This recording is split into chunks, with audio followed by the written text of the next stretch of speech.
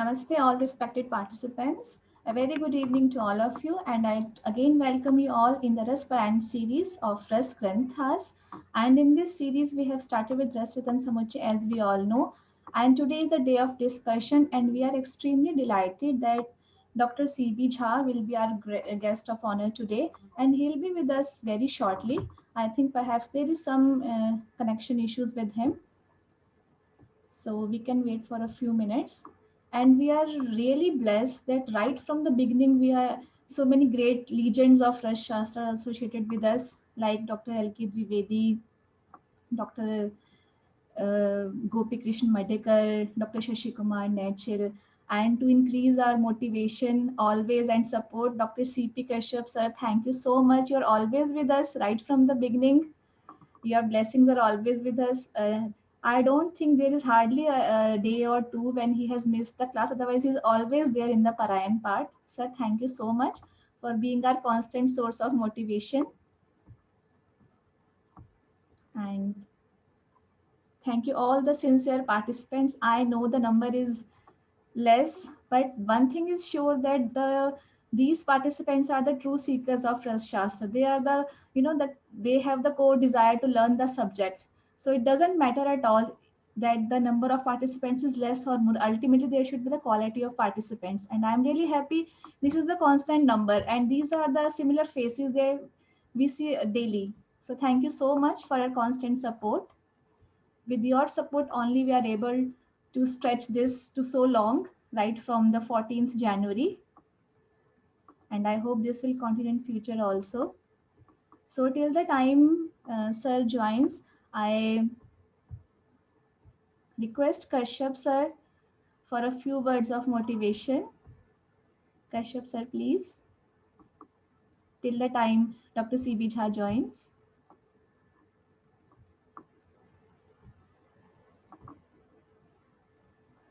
Kashyap sir, I think, yes sir. And warm welcome to you, sir. Thank you so much. Thank you. आप बहुत अच्छा initiative ले रहे हैं और बीच में मुझे थोड़ा नहीं आ रही आवाज? हाँ सर, ठीक है। आ रही है? जी सर, quite audible. आप लोगों ये जो शास्त्र का जो अध्ययन है ये बड़ा इम्पोर्टेंट अध्ययन है और इसमें जो भारत है और महाराष्ट्र सर थोड़ी सी डिस्टरबेंस आ रही है आपकी वॉइस में। ये तो कह रहा था अभी मेरे ख्याल में एक दो कल मेरा फोन आ गया नया, मैं अभी कुछ जल्दी कल तक शायद ही ठीक हो जाएगा। ये बीच में डिस्टरबेंस रहेगी यहाँ पर। ये इंटरनेट वाली प्रॉब्लम भी आती है बीच में, कभी आता है कभी ज़्यादा कभी कम आता है। ये आप लोगों का जो इनिशिएटिव है वो बहुत अच्छा है। उसमें जहाँ तक आप लोगों ने गुजरात से लेकर और हरियाणा पंजाब से अच्छा किया है, आप लोगों का जोश है और ये इस तरह का जज्बा और जुनून है जिसमें आप लोग इस चीज़ को करते हैं। मैं तो केवल सामना दे रहा हूँ आप लोगों को, उसमें बहुत ज़्यादा आप लोगों के साथ में आप लोगों को दूसरा भी कभी मौका लगेगा तो ऐसे भी बात करेंगे, आने वाली भी बात करेंगे। बहुत अच्छा दिखता है और उसको आप रखते बहुत सारी प्रॉब्लम आती हैं और लोगों को इकट्ठा करना और उनको समय पर इस जगह लाना ये बहुत बड़ी बात होती है। यही अपने आप में बहुत बड़ा इनिशिएटिव है।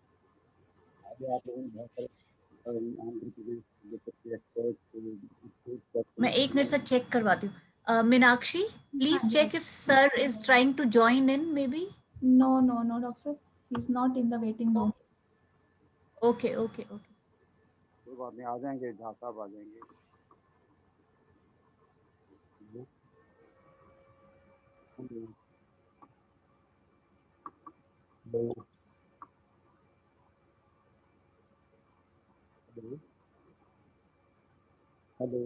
हेलो, हाँ जी सर। सर आपकी आवाज़ थोड़ा वॉल्यूम लो आ रहा है सर, थोड़ी सी लो है आपकी साउंड। नहीं, इसमें अब ठीक है वॉल्यूम? हाँ जी सर, थोड़ा सा बेटर है। जी सर। अच्छा अच्छा, चलो मुझे बस एक आध दिन की दिक्कत है, मेरा सब ठीक हो जाएगा। मेरे जी ना जी सर। लैपटॉप पे जी प्रॉब्लम सर। है, लैपटॉप बताते तो मैं ये कह रहा था कि ये लोगों को एक जगह इकट्ठा करके और ये सारी चीज़ों को कोऑर्डिनेट करना, ये अपने आप में बहुत बड़ी बात है और बहुत अच्छी सफलता आप लोगों को मिली है। आप लोगों ने बहुत अच्छा काम किया। ये पहला स्टेप है हमारा और इसमें आगे थोड़ा सा और एक्सप्लेनेशन अगर अच्छी से कहीं से मिल जाए। मैं भी कोशिश कर रहा हूँ यहाँ पर भी कुछ संस्कृत के विद्वान हैं जो हमें ये बीच में बताएं कि बहुत सारी चीज़ें ऐसी हैं जहाँ हमें बहुत सारा संधि विच्छेद करना पड़ता है और हमारी किताबों में संस्कृत लिखी हुई है वो संस्कृत आ रही आवाज तो नहीं। हाँ जी सर, आ रही है। जी सर, थोड़ी लो है तो सर, बट सुन रहा है। हाँ, हमारी जो संस्कृत है वो हमारी संस्कृत तो थोड़ी सी डिफरेंट संस्कृत है। अपने हिसाब से लोगों ने शब्दों को जोड़ दिया है। कुछ ही शब्द ऐसे हैं जिनमें संस्कृत वाला उन लोगों का एक अपना टच किया गया है। ये हमारी संस्कृत को समझने के लिए हमारे लोगों का साथ में होना बहुत जरूरी है। जिस तरह से द्विवेदी कर रही है, द्विवेदी की में जितनी अच्छी व्याख्या संस्कृत के हिसाब से करते हैं, वो एक बहुत इम्पोर्टेंट चीज़ है हमारे लिए। और हमारा एक बहुत बड़ा हैंडीकैप रहता है कि हम लोग इसमें बहुत दुर्बल हैं। और उसमें जब तक हम लोग इसमें अच्छे नहीं होंगे तो बेसिक जो हमारी कोटेशंस हैं, जो हमारे टेक्स्ट में जो भी ओरिजिनल कोटेशंस हैं, उन कोटेशंस की प्रॉपर अंडरस्टैंडिंग नहीं हो पाएगी। बहुत अच्छी क्वेरीज आई पिछली बार भी और वो पूछा गया था। एक हमारे यहाँ लिखा गया है, भारत का भी कहा गया है कि मिनिमम कितनी क्वांटिटी में शुद्ध होना चाहिए। और इसी चक्कर में शायद आया था ऐसा कि मिनिमम क्वांटिटी कितनी होनी चाहिए जो शोधन के लिए हम लेते हैं।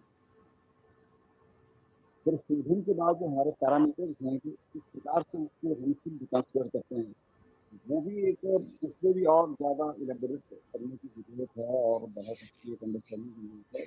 मिनिमम शोधन वाली क्वांटिटी है। तो एक क्वेरी और आई थी उसमें, वो कुछ बात नहीं हो पाई। उसमें वो है, आप लोगों ने उसको माइंड में रखना, लेडीज जब आएंगे तो उनसे एक बार फिर चर्चा करेंगे हम लोग।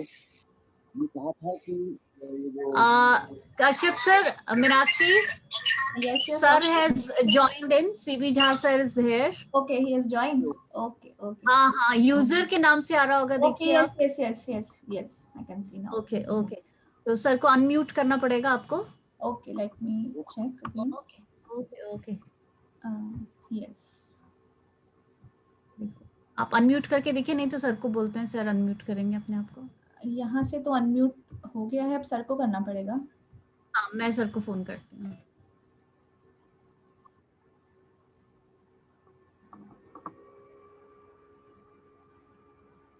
Hello hello hello, hello. नमस्कार सर। सर आपका हार्दिक स्वागत और अभिनंदन। Thank you very much sir. मेरी आवाज आ रही है? जी सर, सर आप ऑडिबल भी हैं और विजिबल भी हैं। Thank you so much sir. आज वेरी गुड। जी सर, वी आर एक्सट्रीमली ठीक ब्लेस्ड है, to have a sir legendary personality like you. हमें भी जी सर, हमें भी an बड़ा animates आनंद आ of रस शास्त्र sir. Thank you so much sir. आज आपको देखकर, आपके दर्शन से ही सर हम सब बहुत ही ब्लेस्ड फील कर रहे हैं।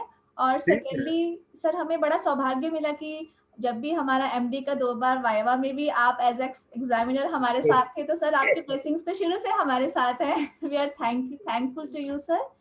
और सर जैसे हमने ये रस ग्रंथ पारायण सीरीज स्टार्ट किया है 14 जनवरी से सर, नए साल से, तो सर इसमें हम संडे टू संडे सभी टीचर्स को, गुरुजनों को इनवाइट करते हैं उनके एक्सपीरियंसेस के लिए, डिस्कशंस के बहुत लिए। बढ़िया, बहुत अच्छा ये प्रोग्राम आप लोगों ने शुरू किया है और इसको कंटिन्यू रखें। हाँ, और हम लोगों को जितनी बार भी कहेंगे तो हम लोग हाजिर हो जाएंगे। सर आपका जितना आशीर्वाद मिले वो कम है सर। जब भी आप, हमारी तो यही आपसे गुजारिश है, जब भी आपके पास टाइम हो प्लीज हमारे साथ जुड़ें। बिल्कुल। Thank you so much sir. मैं तो सर के इसमें बारे में कुछ नहीं कहूंगी क्योंकि सर अपने आप में एक बहुत बड़ा फेस है रसशास्त्र भेषज कल्पना का। सर ने पूरा युग देखा है, तो हम तो बिल्कुल बडिंग लोग हैं अभी सर के सामने, तो हम कुछ हम नहीं भी कह अपने सकते को सर आपके बारे में। प्लीज सर आप अपनी डेलिब्रेशंस स्टार्ट करें एंड अपने वैल्यूएबल सजेशंस, एक्सपीरियंसेस ये हमारे मैं साथ कह रहा शेयर था कि यदि मैं पावर पॉइंट में बहुत ज्यादा कुछ नहीं है, लेकिन फिर भी मैं अगर इस पर प्रेजेंट करना चाहूँ तो क्या करना पड़ेगा? सर 1 मिनट सर, मैं इसको कर देती हूँ, आपके लिए ओपन हो जाएगा ये। पावर पॉइंट हमारे लैपटॉप में है। सर ये अभी आप अनेबल कर दिया मैंने, आप इससे शेयर कर सकते हैं। किससे? सर ये स्क्रीन सर, शेयर आपकी का स्क्रीन ऑप्शन पे आ रहा देखिए। होगा। क्या? सर ये आपके नीचे शेयर स्क्रीन शेयर का ऑप्शन आ रहा होगा, शेयर स्क्रीन सबसे नीचे शेयर स्क्रीन लिखा होगा सर। हाँ, शेयर स्क्रीन, हाँ हाँ है। जी सर, इस पे क्लिक कीजिए। क्लिक करें? हाँ जी। क्लिक किया।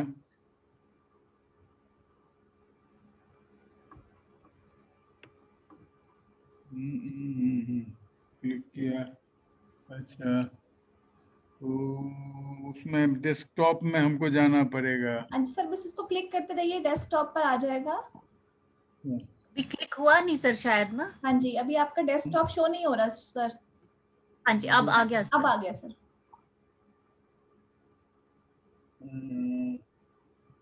तो डेस्कटॉप अभी भी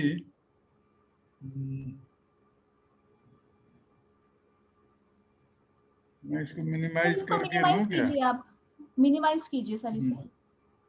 अच्छा अच्छा, सर यहाँ से मिनिमाइज हो जाएगा ये अब्रक करके हाँ अब ठीक है सर। आ रहा है, हाँ अब्रक जी, करके। हाँ जी सर आ गया। हम्म। तो इसको इसी तरह से रहने दें? जी सर, ठीक है सर। हाँ जी सर। इसी ठीक तरह है, से ठीक चलेगा है। ना ये? हाँ जी सर। ठीक है, हाँ। जी जैसे सर। आप स्लाइड शो, सर आप स्लाइड शो भी कर सकते हैं, ऊपर स्लाइड शो ऑप्शन है, आप उस पर क्लिक करेंगे तो आ जाएगा। Slide show. सर ऊपर से तीसरा, आगे से तीसरा ऑप्शन है सर, सेंटर में ही ऑलमोस्ट। हाँ, नहीं तो मैनुअल भी कर लेंगे तो अपने हाथ में कंट्रोल रहेगा सर के। हाँ पर्टिकुलर न्यू शेयर, सर ऐसा करके एनिमेशन है। से आगे स्लाइड शो, रिव्यू से पहले सर। किससे? न्यू सर रिव्यू शेयर से, कर? रिव्यू से पहले सर।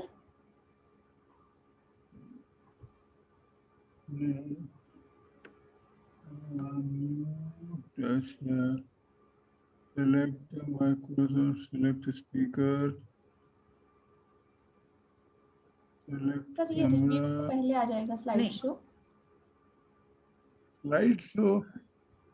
हाँ जी सर। सर जो आपका स्क्रीन है, जहाँ पे आपका एरो है सर, उसके बिल्कुल लेफ्ट हैंड साइड पे जाइए सर। एक सबसे लास्ट में, अरे सबसे शुरू में म्यूट है, फिर सेलेक्ट माइक्रोफोन, फिर वीडियो नहीं है। सर, नहीं हाँ, इसके सर बाद सेलेक्ट कैमरा। सर, फिर सर आप ऐसे ही कर ऐसे लीजिए सर ही, वो। ऐसे ही ठीक हाँ, रहेगा सर, आप ऐसे ही आगे आगे कर दीजिएगा ना, नेक्स्ट पॉइंट नेक्स्ट से। ठीक है, ये हाँ। जी सर। तो वास्तव में इसमें जो रसरत्न समुच्चय में जो सारे कंटेंट्स हैं अभ्रक के बारे में, तो ये इसमें दिया है। और एक जो ढंग है रसरत्न समुच्चय के बारे में मुझे ज्यादा कुछ नहीं कहना है, इसलिए कि इससे पहले जो भी चर्चा किए होंगे, थोड़ा बहुत इसके इतिहास के बारे में चर्चा किए होंगे कि किसके द्वारा ये लिखा गया है और किस सेंचुरी में लिखा गया है। इसके सब्जेक्ट मैटर जो हैं उसके बारे में भी हम सभी जानते हैं कि जो 1 से 11 अध्याय तक का विषय है वो रसशास्त्र से संबंधित है, आधारित शास्त्र के ग्रंथ के रूप में लेते हैं। पठन पाठन में भी सबसे प्राथमिकता इसी ग्रंथ को दी जाती है। और हम लोग देखते भी हैं कि जितने भी ग्रंथ प्रचलित हैं रसशास्त्र के, निश्चित रूप से रसशास्त्र पठन पाठन की दृष्टि से इसे सबसे बढ़िया माना जाता है। और इसीलिए करीब करीब पुराने समय से, जिस समय CCIM नहीं था, हम लोग जिस जमाने में पढ़ते थे उस समय भी रसरत्न समुच्चय को ही ये आयुर्वेद के जो भी कोर्स थे, कहीं GMS था, कहीं ABMS था, तो रसरत्न समुच्चय को ही प्राथमिकता दी जाती थी, इसलिए कि जितना सिस्टमेटिक ढंग से इन्होंने प्रेजेंट किया है तो इसीलिए इसे पसंद किया जाता रहा है। और वस्तुतः अगर कहें कि यह किस विषय का ग्रंथ है तो कहा जाएगा कि ये चिकित्सा का ग्रंथ है। ठीक है कि मतलब इसमें 11 तक के जो अध्याय हैं वो खास करके जितने भी रसशास्त्र के विषय हैं उसमें द्रव्य हैं, द्रव्य के जो प्रोसेसेस हैं जिसके द्वारा हम द्रव्य को चिकित्सा में उपयोग के योग्य परिवर्तित कर लेते हैं, चाहे शुद्ध रूप में हो या भस्म के रूप में हो। तो इस तरह का ये पूरा का पूरा विषय 11 अध्याय में इन्होंने समेटने का प्रयास किया है। और चूंकि जितने हमारे सामने और सारे ग्रंथ हैं तो रसशास्त्र के ज्ञान के लिए, रसशास्त्र का ज्ञान दिलाने के लिए कहें, ये सबसे बढ़िया ग्रंथ माना जाता है। और इससे पूर्व जो रसेंद्र चूड़ामणि ग्रंथ कहते हैं कि करीब करीब उसी पर आधारित यह रसरत्न समुच्चय है। और अधिकांश जो भी विषय वस्तु हैं, श्लोक है, ये सब भी आप अगर मिलान करेंगे तो काफी दोनों मिलता जुलता है। तो ये है। अब रहा कि इसका जो विषय वस्तु है वो हम सभी देखते हैं कि पहला अध्याय खास करके पारद से संबंधित और जो पारद के विभिन्न पहलू हैं उन सब पर थोड़ा सा विचार किया है, पारद की उत्पत्ति सब के बारे में चर्चा किया है। और दूसरा अध्याय जो कि द्रव्यों के और द्रव्यों में जैसे वर्णन की जो शैली है उसमें महारस उपरस इस तरह से इन्होंने प्रेजेंट करने की कोशिश किया है। तो देखा जाता है कि इन्होंने जो टीकाकार ने जो सब हेडिंग दिया है वह अथ महारसाः करके इन्होंने शुरू किया है, जबकि इसमें जो श्लोक इन्होंने दिया है संग्रहेद रसान ऐसा कह करके दिया है, वहां पर महारस शब्द सूचित नहीं किया है। और महारस अगर कहने जाएंगे तो पता चलेगा कि वो किस अध्याय में, 6ठे अध्याय में महारस करके एक अलग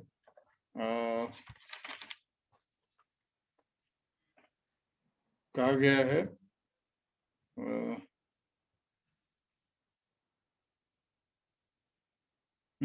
रसकम विमला ताप्यम चपला तुत्थ मंजनम हिंगुलम सस्यकंचैव ख्याता एते महारसा। ये रसरत्न समुच्चय के 6ठे अध्याय में महारस शब्द से कुछ द्रव्यों को गिनाया है। उसमें हम देख रहे हैं कि अभ्रक नहीं मिलता है। तो अब सवाल है कि जो भी है, लेकिन कुछ चीजें रूढ़ हो जाती हैं।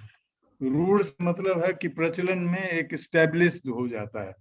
तो अभ्रक जो है वह खास करके भले यहाँ पर इन्होंने रसान कहा है, लेकिन लोग हर कोई उसको महारस के नाम से ही कंसीडर करता है और हम सभी भी वही मानेंगे, उसके विवाद में नहीं जाएंगे हम सभी। तो अब इन्होंने जो उसमें जो मूल श्लोक है वो अभ्रभैक्रांतमाक्षिक विमला दृश्य सस्यकम तपलो रसकश्चेति ज्ञात्वाष्टौ संग्रहेद रसान, ऐसा करके इन्होंने 8 द्रव्य गिनाए हैं। उसमें पहला द्रव्य अभ्रक है। अब अभ्रक की उत्पत्ति के बारे में ये सीधा बात करते हैं, जिसमें देव्या रजु भवेद गंधो धातु शुक्रम तथा भ्रकम ऐसा करके कहा। तो 2 तरह का अर्थ इससे लोग निकालते हैं। एक तो ये मानते हैं कि देवी पार्वती के रज से अब गंधक की उत्पत्ति हुई और धातु शुक्रम तथा भ्रकम, और जैसे धातुएं 7 हैं और जो सप्तम धातु है वो शुक्र माना जाता है। तो कहा जाता है कि पार्वती के शुक्र के रूप में यह सातवां धातु जिसको हम कहेंगे रस रक्त मांस मेद अस्थि मज्जा शुक्र, तो इस तरह का पार्वती से उत्पन्न होने वाला ये शुक्र है, ऐसा है। अब थोड़ा सा जैसे मैथोलॉजिकल प्रेजेंटेशन को हम किस तरह से समझें, भारत के बारे में काफी लोगों ने चर्चा किया है और वैज्ञानिक रूप देने का प्रयास किया है अभ्रक भारत की उत्पत्ति के बारे में। इसी तरह से यदि हम अभ्रक के बारे में भी विचार करें तो निश्चित रूप से विचार करना चाहिए। और जैसे भारत के बारे में हम सभी पढ़ रहे हैं कि शंकर का भगवान शिव का वीर्य और किस तरह से वो उसकी उत्पत्ति हो रही है, इसकी एक अलंकारिक घटना हमारे शास्त्रों में देखने को मिलता है। वो रसरत्न समुच्चय में ही नहीं बल्कि कुछ ऐसा है कि और भी बहुत सारे रसशास्त्र से भिन्न भी ग्रंथ हैं जहाँ पर जैसे कार्तिकेय की उत्पत्ति में भी ठीक इसी तरह की घटना का वर्णन किया गया है जैसे भारत की उत्पत्ति के लिए किया गया है। तो वास्तव में अगर हम पर ही अपने को कंसंट्रेट करते हैं तो ठीक है, एक जो वोल्केनिक इरप्शन और फिर उसमें से धुआं निकलना, ज्वाला निकलना और फिर उसमें से भारत का निकलना और फिर चारों तरफ फैलना और जहाँ जहाँ नदी की तरह से जो स्रोत थे उसमें बहना और कूपों में जा करके ये सारी घटनाएं बताई हैं। तो पारद के लिए ये सब बताया है। अब अभ्रक के लिए और गंधक के लिए यहाँ पर कहा जा रहा है कि दैव्या रजो भवेद गंधो। अब सवाल है कि भाई देवी का रज गंधक, अब इसको मैं जो मेरा इसमें मानना है उसको इस तरह से मानना चाहिए कि देव्या से वहां पर देवी पार्वती का क्या कहते हैं उल्लेख किया गया है। तो पार्वती पर्वते भवाह, हाँ, पार्वत्या या पार्वती ऐसा करके कि पर्वत से उत्पन्न होने वाली पार्वती या पर्वत की पुत्री पार्वती, ऐसा करके जो हमारा एक मैथोलॉजिकल भी कहें या पौराणिक कहें ये सब, हाँ, या संस्कृत भाषा की दृष्टि से कहें तो इस तरह से एक पर्वत या पार्वती को हम ले सकते हैं। और खास करके ये देखा जाता है कि जैसे पारद निकलने के लिए वोल्केनिक इरप्शन की बात की है तो गंधक की भी उत्पत्ति अगर पर्वत से हो रही है, पार्वती से हो रही है, तो पार्वती से सीधा पर्वत प्रदेशे जाता है, पर्वते जाता है पार्वत्या या पार्वती, ये तो पर्वत से जो ऊज आउट होता है, ठीक मतलब जैसे रजस्राव या रजोत्पत्ति जिस तरह से होती है, ठीक इसी तरह से जो ज्वालामुखी के विस्फोट के बाद जो लावा निकलता है वो एक तरह से अलंकारिक इसको मान लिया गया कि पर्वत से निकलने वाला रज या पार्वती के रज के रूप में इसको कह दिया गया। और अगर देखें तो उस लावा में सबसे अधिक मात्रा अगर किसी चीज की होती है तो वो गंधक की होती है, तो गंधक उत्पन्न हुआ। और दूसरा यहाँ पर ये धातु शुक्रम, अब धातु शब्द जो है एक तो सीधा सच्चा अर्थ है कि धातु से शुक्र धातु जो सर्व शरीर व्यापक है ऐसा मान लें। दूसरा एक शुक्र से वहां पर अरे धातु से ब्रह्मा का भी कुछ लोग अर्थ करते हैं और जहां तहां ये भी पढ़ने को मिलता है कि ये जो धातु शब्द है वह ब्रह्मा के लिए और ब्रह्मा के शुक्र से अभ्रक की उत्पत्ति इस तरह का भी उल्लेख मिलता है। लेकिन यहाँ पर हम डेविएट ना होकर के पार्वती पर ही हम केंद्रित रहेंगे और पार्वती से सीधा जैसे हमने मान लिया कि पर्वतीय क्षेत्र या पर्वत, तो पर्वत के क्षेत्र में पहाड़ों में अभ्रक पाया जाता है। अभ्रक का जो अभ्रक की प्राप्ति है वो पहाड़ों में है इसलिए वहां पर, और पहाड़ों में कैसा, तो जैसे शुक्र सर्व शरीर व्याप्त होता है, ऐसे पहाड़ों में स्कैटर्ड बहुत बड़े एरिया में ये फैला हुआ रहता है, जैसे शुक्र संपूर्ण शरीर में व्याप्त रहता है, ठीक इसी तरह से। तो इसलिए अगर हम इसको वैज्ञानिक दृष्टि से वैज्ञानिक रूप अगर देना चाहें तो इस तरह से हम दे सकते हैं, और ऐसा मानना चाहिए मेरे ख्याल में। आप लोग भी इस पर विचार करें। और जैसा कि भारत के बारे में लोगों ने विचार करके तय किया, बावन गणेश देसाई जी ने एक अपना विचार दिया, फिर दत्तात्रेय अनंत कुलकर्णी जी ने भी उसको मान लिया, उन्होंने भी उसी को उद्धृत किया। तो ठीक इसी तरह से इसमें भी गंधक की उत्पत्ति और अभ्रक की उत्पत्ति। गंधक हो गया कि जो वल्केनिक इरप्शन हुआ, उसमें से जो श्राप हुआ रजस श्राप की तरह से, तो उसको मान लिया पार्वती का रज। और चूंकि पर्वत को हमने पार्वती का रूप दे दिया, तो पूरे पर्वतीय क्षेत्र में पाया जाना, और ठीक उसी तरह से पाया जाना जैसे सर्व शरीर में शुक्र व्याप्त होता है। तो इस रूप में अभ्रक भी पर्वत के क्षेत्र में व्याप्त रहता है, और वहीं से अभ्रक की प्राप्ति होती है, ऐसा हम मान लेंगे इसको। तो देव्या रजो भवेद गंधो धातु शुक्रम तथा अभ्रकम। देवी पार्वती का रज जो है वो गंधक है, और शुक्र जो है वो अभ्रक है, ऐसा। इसको आगे चल करके गौरी तेज कहा गया है, गौरी का तेज। तो गौरी का तेज कहने से भी यही, चूंकि जो अभ्रक है, अभ्रक में एक चमक होती है, और चमक ऐसा चमक होता है कि जब उसकी प्रक्रिया हम सभी करते हैं मारण करने की, तो सबसे बड़ा वही चमक वाला फैक्टर ही लोगों को परेशान करता है। कहा जाता है कि अभ्रक जब तक निश्चंद्र न हो जाए तब तक उसका मारण करना चाहिए। निश्चंद्र होने पर ही वो आभ्यंतर उपयोग के लिए उपयोगी होता है, अन्यथा वो, अगर हम सचंद्र अभ्रक का उपयोग करेंगे तो हमें वो नुकसान करेगा। और व्याघ्र रोमवत इस तरह से आगे चल करके इन्होंने बताया। तो इसको गौरी का तेज कहा। तो तेज इसलिए कि जैसे गौरी शब्द वही फिर पार्वती को क्या कहते हैं संबोधित है, और पार्वती से उत्पन्न, तो एक तरह से उसको जैसे पर्वत से और अपने जो चमक और क्या कहते हैं औषधीय गुणों से संपन्न होने के चलते, या फिर जो भी मतलब रसशास्त्र में और सारे कर्म हैं, खास करके जो पारद के साथ इसका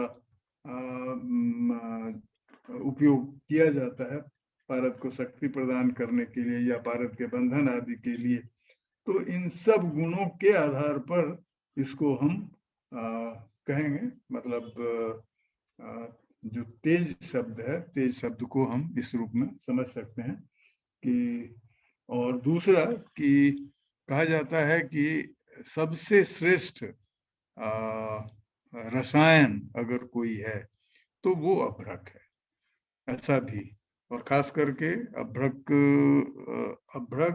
और अभ्रक से भी जो निकाला गया सत्व है, वो उससे सत्व से जो सत्वाभ्र रसायन तैयार होता है वो सबसे श्रेष्ठ होता है। तो इसलिए इसको अमृत कह करके भी सूचित किया गया है, परम अमृतम, ऐसा। और अमृत अगर कहते हैं तो अमृत का अर्थ सीधा सीधा है जो मृत्यु को प्रतिबंधित करे, मृत्यु का प्रतिकार करे, इस तरह का। और दोषों की दृष्टि से भी जो इसके गुणों का उल्लेख किया उसमें बात पित्त इन सबका नाश करने वाला बताया। फिर कहा कि प्रज्ञा बोध, ये क्या कहते हैं इंटेलेक्ट को डेवलप करने वाला, ये सब इसके जो औषधीय गुण हैं इस तरह से इसमें बताया गया है। और अभ्रक के संदर्भ में गुणों को हम ये सब हाँ कि स्निग्ध है और दीपन है, शीतवीर्य है, हाँ ये सब कहा गया है। तो ये सब ठीक है, लेकिन रसशास्त्र में अभ्रक का अगर हम इम्पोर्टेंस देखने जाएंगे तो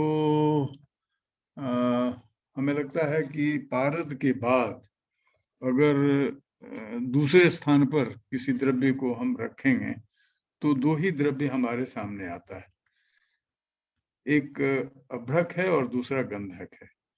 वो इसलिए भी कि अभ्रक और गंधक दोनों पार्वती से एसोसिएटेड है, जबकि पारद का जो प्रधान द्रव्य जिसको हम पारद कहते हैं, अरे रसशास्त्र का प्रधान द्रव्य पारद, वह पारद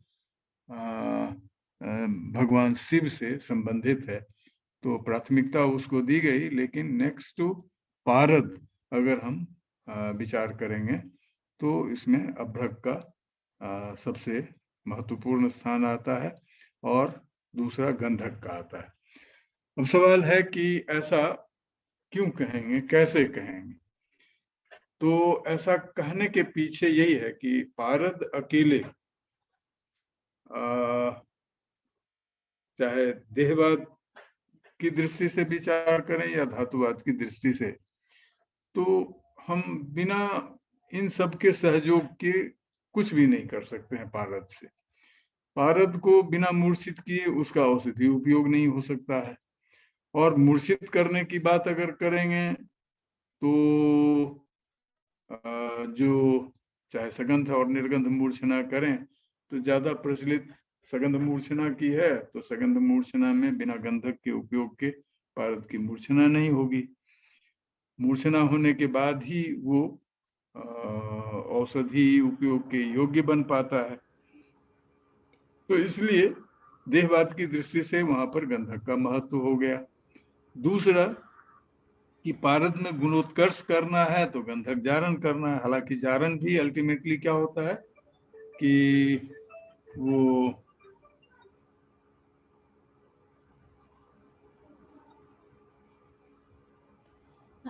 Sir, sorry to interrupt you in between.